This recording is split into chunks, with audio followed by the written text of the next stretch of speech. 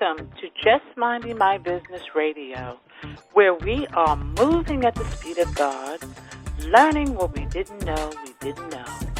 I'm your host, Ida Crawford. And I'm your co-host, Ruth Haskins.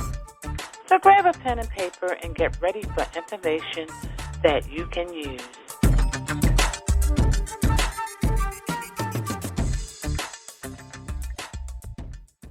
Welcome to Just Minding My Business Media, LLC. Consider product placement with Just Minding My Business Media, LLC. Visit our website at jmmbmediallc.com to discover digital products to 10x your business. Contact us at jmmbradio@gmail.com. Teamwork is the ability to work together toward a common vision, the ability to direct individual accomplishments toward organizational objectives. It is the fuel that allows common people to attain uncommon results. Andrew Carnegie. Today we welcome Andrea MacKenzie. Andrea MacKenzie is a hiring strategist and team and leadership development expert who helps growth-oriented small business owners and executives hire, develop, and lead their teams towards higher performance, lower stress, and stronger leadership. She is a certified professional coach and award-nominated Kolbe-Certified consultant. Andrea brings her 20-plus years in corporate roles and consulting that spans almost every business function and size, from small businesses to Fortune 500s, to her unique approach to serving her clients. Welcome, Andrea. Yes, welcome back. Thank you so much for having me, Ida and Ruth. I appreciate you having me back. Absolutely, because we didn't have enough time the last time to dive into the conscious leader. And, I really want you to go really deeply into that, because I think in terms of leadership, a lot of leaders sort of get it twisted. So let's help them out. Well, I think the overarching statement that I like to make about leadership is that everyone is a leader. Everyone is a leader. Everyone is leading themselves somewhere, right? And so when we're looking at things like organizations or people who lead lots of people, politics, all this kind of things, we're talking about leaders, and we say leadership. A lot of times what we mean is great leadership, right? Somebody that's going to lead us to the water, somebody that's going to, have the vision and empower people and, all that kind of stuff. So great leadership. And to me, that is conscious leadership. So that's something that I spend a lot of time with people on, is this idea of awareness, being truly aware of where you're leading yourself and where you're leading everyone else, and really knowing your people, particularly if you're a people leader. Yes, I agree. So how do you become a great leader? What are some of the ingredients involved in becoming a great leader and then maintaining that status? Because it's one thing to get there, but then we always have to check in and make sure that we are still in alignment with what, in terms of being able to interact with our people, because our people are going to let us know if we're great or not. Yeah.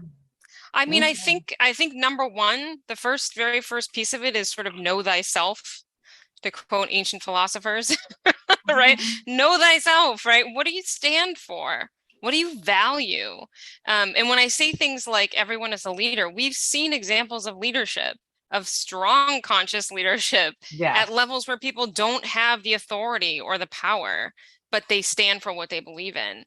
And I think that is something that is a thread from the people who don't have the authority and don't have the power, who are still great leaders and out there advocating for the things they care about and they believe in, and all the way up to the people who have the power and authority, who can actually make the impact that, changes a whole organization or an entire, state or city or whatever else they have the authority over. So number one is know thyself, know who you are, know what you value.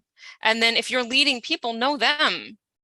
Know what they care about, know what they value, know how they work, understand what they want, their purpose, what are they out there trying to do, so that you can then adjust and lead and listen in an informed, conscious way.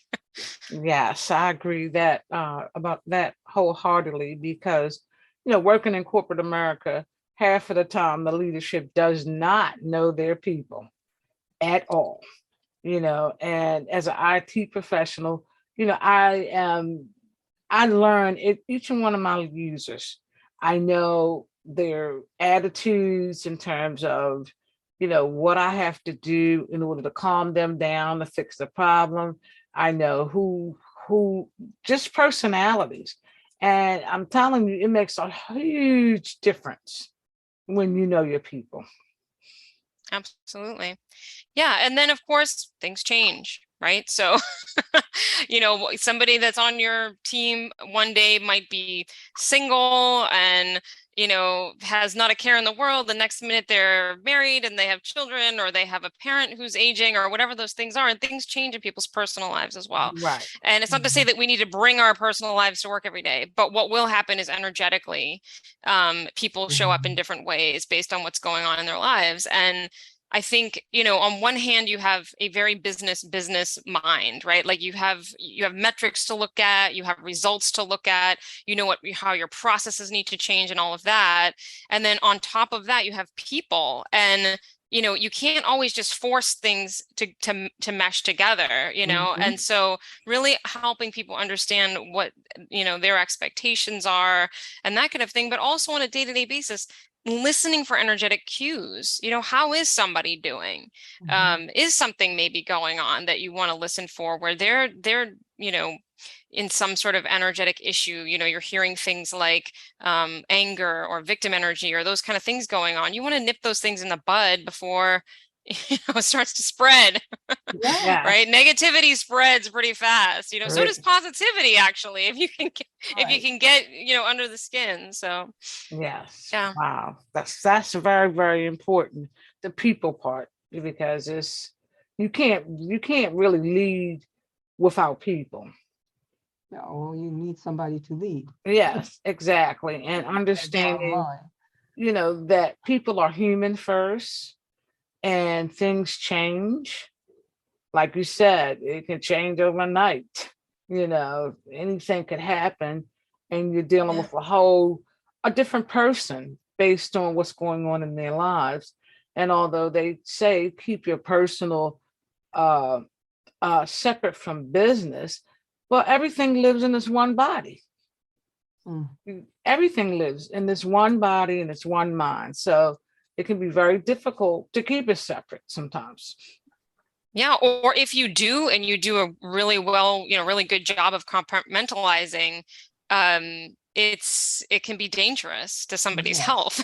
Yes. And then it gets worse and worse and worse, right? It, like, the energy on both sides becomes a problem. So yeah, I mean, it's not to say that every single leader has to be, any specific type of personality type or anything else, but there are things you can learn to become more aware of what's going on around you and who your people are and how they're doing. And truly, I mean, I think a great leader wants to match people with things that are a fit for them and who they are. They don't want to say, do this or else. Managing people from a place of fear, to me, is not great leadership. If that's like the complete opposite of consciousness, it's the complete opposite of truth, is to be like, do this or else. Or, I guess the opposite would be, rewarding people for bad behavior, right? Which is like, oh, this person spent all weekend working on this project. Look at them, they're amazing. Well, do we want to be rewarding that behavior? Because that's not necessarily great behavior unless it's like a one-off thing. You don't want to be encouraging everybody to give up their lives for the sake of something that's not theirs, right? If they're working for a company that's not theirs. So I think that's really important. And one of the things, I just want to jump back for a second. You're talking about conscious leadership. And I noticed that you brought together the idea of consciousness and energy. And I think that's really important. I was wondering if you could elaborate on that just a little bit more, flesh that out Absolutely. Please just go right ahead. Jump right in. Yeah, sure. I mean, my first real, to give credit where credit is due, my first real taste of this was when I went to IPEC, which is the Institute for Professional Excellence in Coaching. That's where I got my coach certification. And their whole model is called energy leadership. And as you move up the levels of energy, you become more conscious. You become, now let's say judgment happens. We can't really stop ourselves from judging. It's a matter of immediately recognizing judgments and reframing them and pushing them back, right? We can't, we're human, we're going to judge things. Partially it's a protective mechanism, right? But to be conscious of the judgment and pull it back before you act on it, right? That's kind of what it's all about, right? So the lower levels of energy, destructive levels of energy are things like victim energy, anger, frustration, you win, I lose, this competition thing. A lot of times people say healthy competition.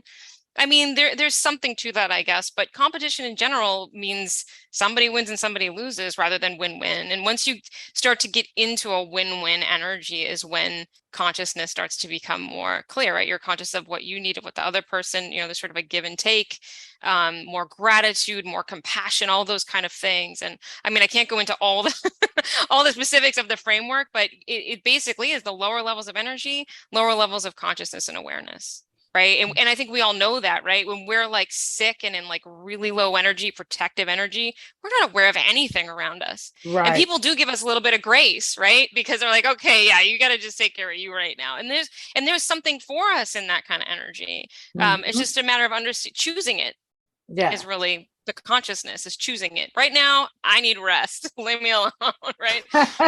It's all for us. It really is. It's just a matter of using it, choosing it and using it wisely.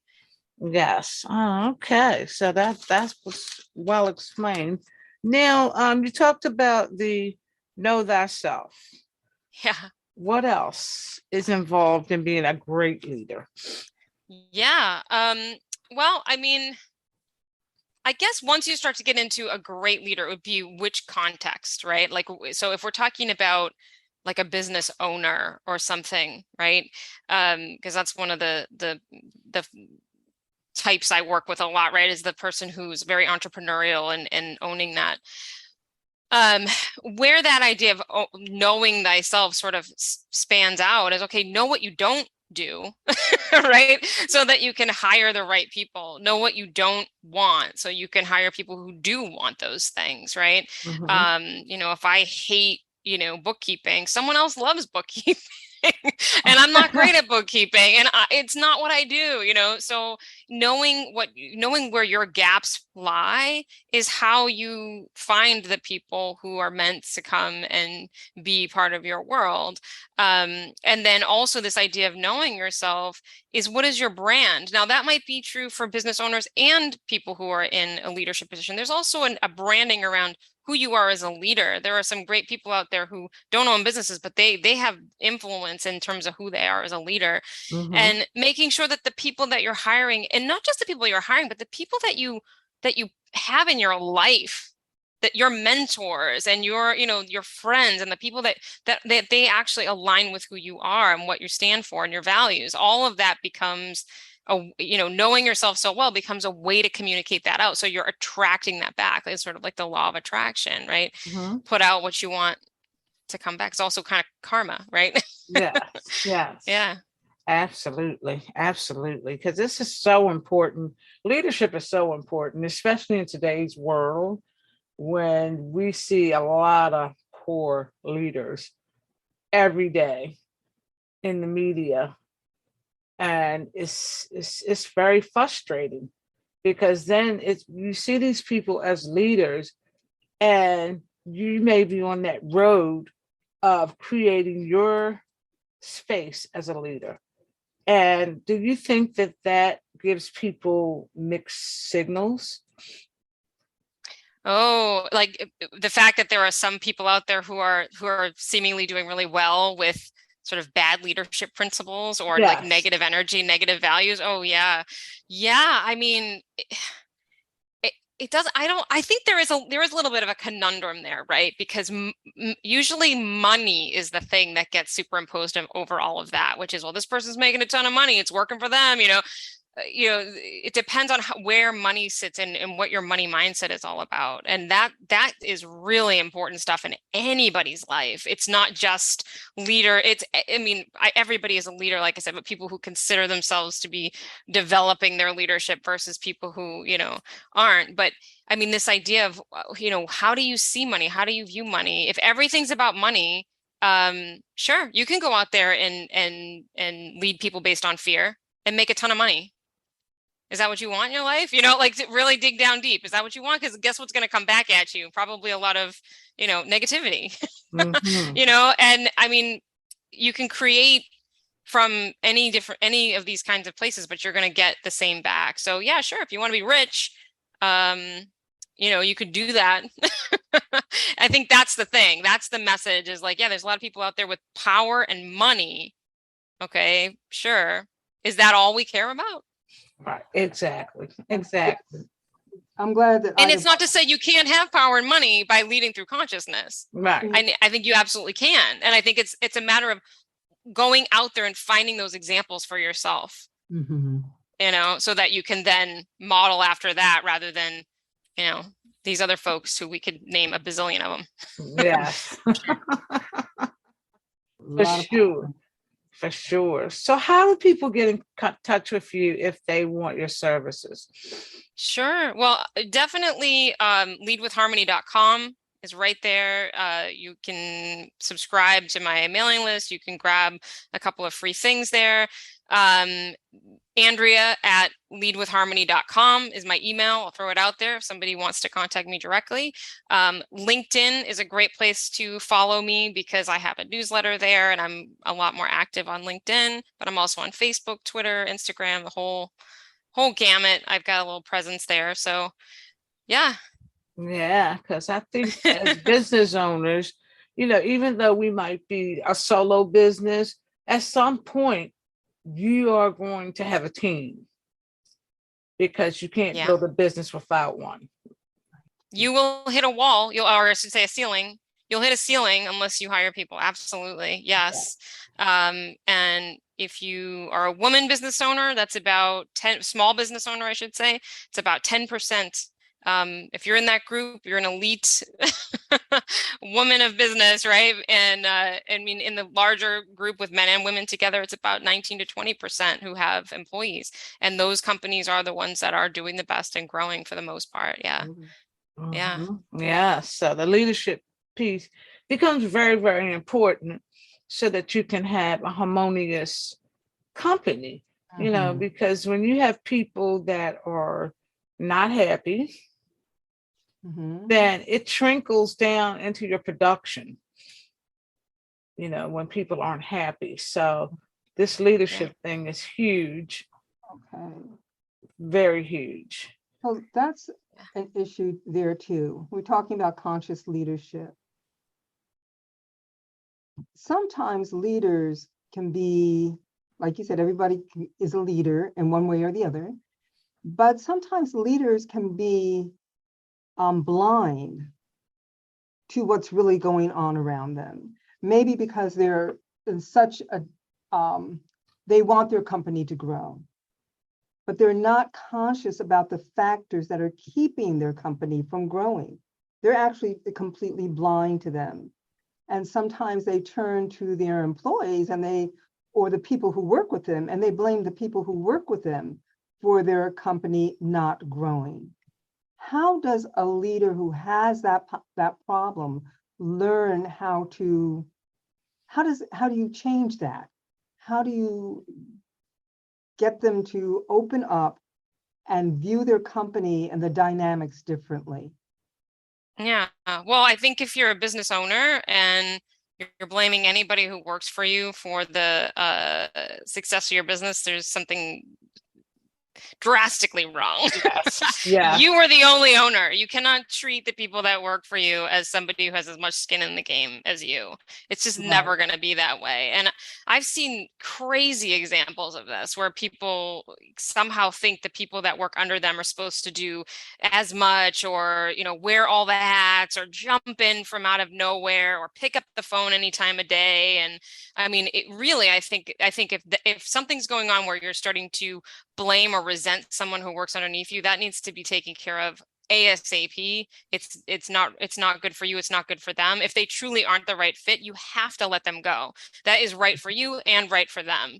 So keeping somebody on where you really know that that's the issue.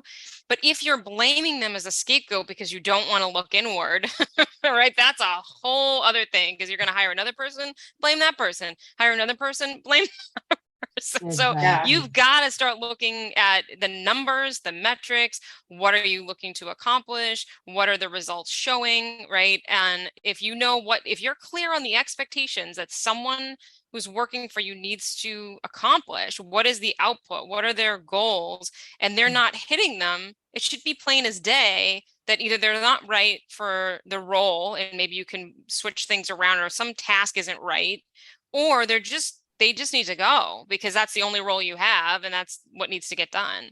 But I can also say that, and we talked a little bit about this the last time we chatted, is that there are ways to know if even the role you've created is too much for anyone to do, because you may be expecting too much within one role to fit anyone, and you're just going to have a revolving door because you haven't created a role that's right for one person. It's right for maybe 2 people, 3 people, depending on what you've put in that job description. I can read a job description a lot of times and tell you the person's already shot themselves in the foot before they've hired somebody, because they're expecting them to be everything. Yes. And I've seen those like that in my field.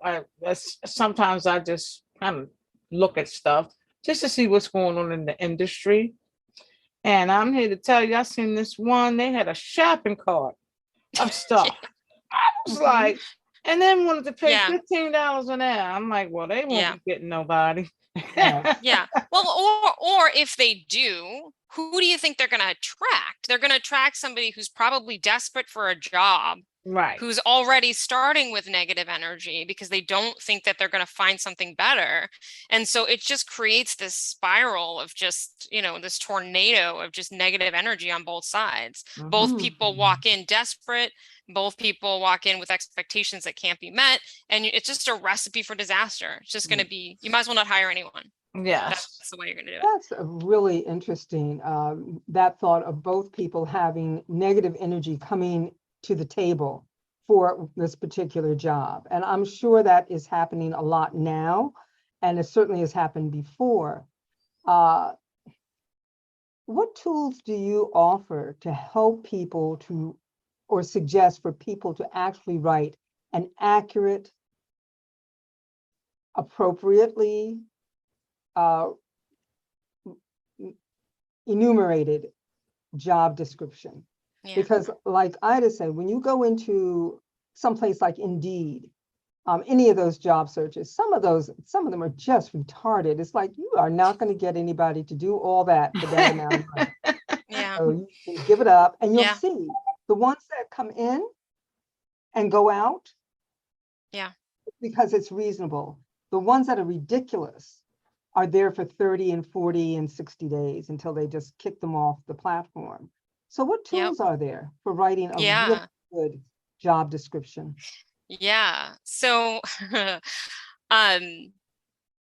this is a little bit dumb. Well, so in short, right, to just kind of like try to sum it up a little bit, you got to really understand your goals, right? You got to understand what is the biggest problem in my business right now that I'm hiring for. Okay, what is the thing I really need done? And you need to get really clear on your priority of those things. Mhm. Like number one, I need more sales. I hire a salesperson, right? Or number one, I need, the organization of my process. So I need somebody to come in here and do process improvement and create processes for me, or right. Know what that number one thing is that you're in, the goal, the result, the output that you're going to want from that role. Okay. It's going to get you back time, or it's going to make you money, right? Like or it's going to get you in a better energetic place because you're doing a bunch of stuff that's not a fit for you right now, So then at that point, you need to list out all the tasks, all the things, like get granular and really understand, again, what are the things, the priorities, right? Yes, sure, you want to do the laundry list, but I'd put them in Excel, rank them, sort them, get the things up at the top that really matter. Right. And if they're all mixed up and jumbled across several different types of jobs, then you're probably going to need to figure out how to either hire, outsource, automate, right? There's different strategies for those different pieces. You got to see like how it falls out. There's a lot to this. It's not just a matter of, I need somebody, I'm going to write a job description. It's like, you got to go all the way back here to what is your goal? Like, what is the thing that's going to make your business the most profitable right now? Mhm. And making sure that once you get to the point of writing the job description, that you're writing it from a perspective of, I want to bring in this great person. They're going to be aligned with my branding. So you want your branding to be in that job description. They're going to be aligned with how I want them to work, which is part of where I use the Kolbe assessments to assess how you're expecting someone to work so that they'll be a fit. Okay. And then the last thing is, what skills? What are the make it or break it, deal breaker skills they have to walk in the door with? Not the laundry list of things that you want them to have if they, had a PhD or something, right? But like, what are those number one? So it's really, I think the number one word is prioritize. Mhm. And all of these things, know what your priorities of goals are, priorities of tasks, outputs that you want, and match it all together. And I will say, I actually have like a micro course on this. It's called the Guesswork Free Hiring Framework. And if anybody wants it, the link is hiringframework.com. It's a very short micro course, but to just dip your toe in on those things that I just talked about, and I'm sorry if I'm going too long here, there's a lot to it. In short, there's a lot to it. Yeah, it sounds like it, I mean, it's like project, any type of project, what's most important, if we have time, we could probably add this. But these are the most important things that we need to achieve in this particular project. So, it makes sense.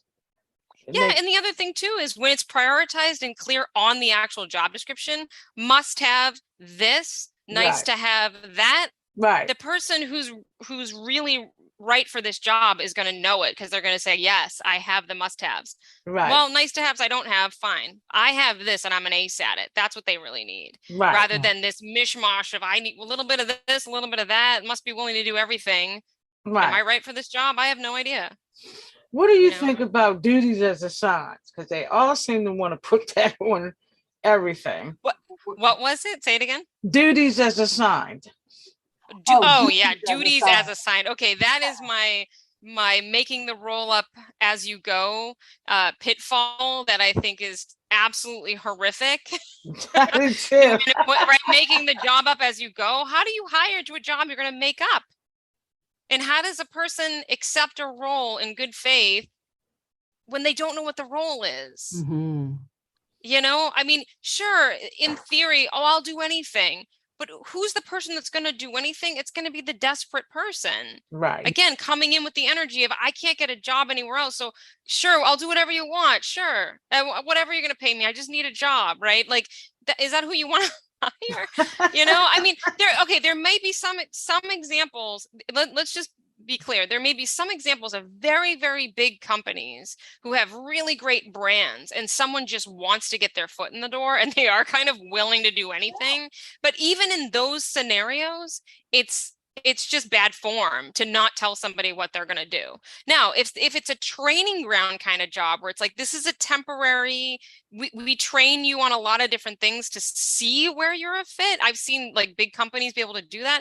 That's a different story. Right. It's like, I'll dabble in a little bit of things. This is like a 6-month, kind of we're getting you ready to figure out where you fit in our business. Those kind of programs are really cool. That's a whole, I just want to be clear, that's a whole other thing, but that's usually not the way a small business can work. Large companies that have, 10 to 20 different career paths within a company, they might hire just great matches for their, their culture, and then kind of see where they go. That's a totally different.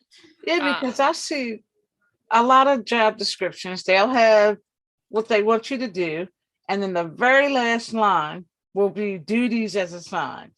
Yeah, it's trying to be like a catch-all. Yes. It's kind of like when it's like prices may vary. Yes. And then you get there and they're like, oh idea. yeah, the one that was in the picture that was $500, that's actually $3,000. Prices vary here. It's like, how do you trust? How do you develop trust if you're not clear? Specific, clear. And that's where sometimes when you get that duties as assigned, that's where a lot of people end up feeling abused in their jobs. And resentful and frustrated and angry. And so now you've got another whole layer of disaster brewing in your company because you have a really dissatisfied, unfulfilled employee who's really angry with you because they did not know that included cleaning the toilets, getting coffee every day and whatever else you could think of for them to do. So, and I've actually worked jobs like that. When I was first starting out, and they're horrible. You end up being really resentful and angry, and you end up leaving anyway. Yeah, like the entertainment industry. The entertainment industry is really bad with that. It's like, oh, you just want to get your foot in the door at like this production or that. Yeah. Oh yeah, you're going to be doing whatever we say. Not a great cultural thing, but if that's the only way, like again, there's different ways to look at this, right? If you're like, I need to get my foot in the door here somehow, and you are at that point in your career where you are, that's what you're going to, I mean, you'd have to really pick it apart to figure out whether it's the right thing. I would say you could still find a better place energetically, right? Or at least a place that's going to put buckets of things out there saying it's going to be in this bucket, that bucket, or this bucket, and we don't know how much time you're going to spend on this. It's going to come at you really fast in this kind of job. There's different ways of, so let's going back to the employer who wrote that in the first place. They might be putting it in there as a catch-all because they want to be able to be that, do what I say kind of person, or they might really not know on some level, and so like to give them the benefit of the doubt, they really might not know, but at least they've got to know the kind of the categories and the way they need this person to work. That's why Kolbe is so great, because it's not about any particular skill. It's about how someone behaves, how organized, how detail oriented, how complex of a process person are they? Are they a fly by the seat of your pants kind of person? Sometimes you just need a certain type of approach to work.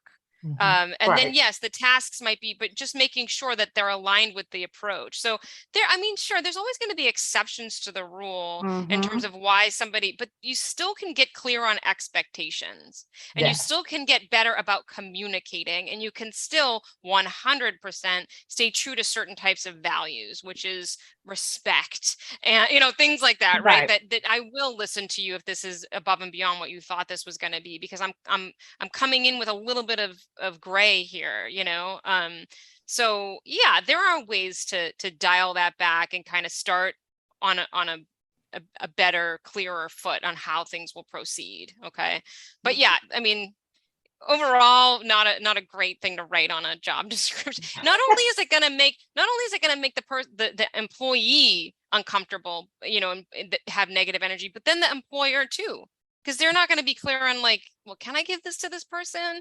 It's going to create all kinds of negative stuff, Yeah. Wow. So again, how do people get in touch with you? All right, one more time. Andrea at leadwithharmony.com. So Andrea is how you spell my name. Leadwithharmony.com. You can go there, check it out. There's ways to subscribe to my mailing list. There's a job ad checklist that pops up that's free. And definitely LinkedIn. Just look up Andrea MacKenzie. You'll find me there. MacKenzie is MacKenzie. Sometimes people get that wrong. Wow. Just like before, this has been a very, very great conversation. And tonight we focused on the conscious leader. And I really have some good takeaways here. Know thyself. If you don't take anything else away from this conversation, just know Yes. yourself and know and have your expectations in terms of, so that your people are clear about what you're looking for. There's no question. This is what I'm looking for. You know. So thank you again, Andrea. We're definitely going to have you back again. Thank you. It was my pleasure. You guys are fabulous. Absolutely.